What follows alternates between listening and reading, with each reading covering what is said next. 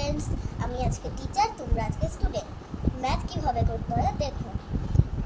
Plus হলো বড় সংখ্যা আর মাইনাস হলো ছোট সংখ্যা, মানে প্লাস যোগ করলে বেশি হয় আর মাইনাস যোগ করলে কম হয়।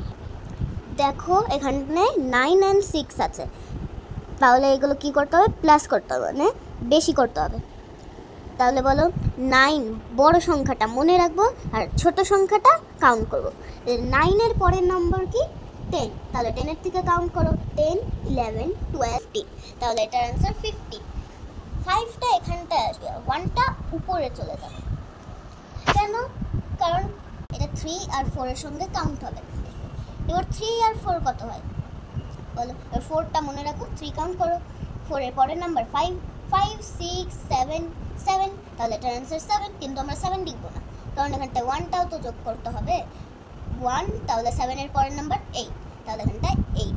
নেক্সট দেখো 7 and 5, 7 and 5, 7টা মনে রাখো, 5 কাউন্ট করো। 8, 9, 10, 11, 12, তাহলে এখানটায় 12। 1 and 2, 12, তাহলে 2টা এখানটায় আসবে, 1 এখানটায় আসবে। যে কোনো নাম্বার হোক, 19 যদি হতো, 9টা এখানটা আসতো, সব 1 এখানটায় চলে আসতো। তাহলে 8 আর 3 কত হয়?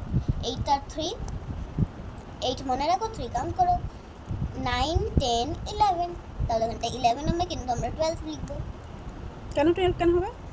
কারণ এখানটায় 1 চলে এসছে, 1টাও যোগ করবো। আচ্ছা, তোমাকে কে শেখালো এই অঙ্কগুলো?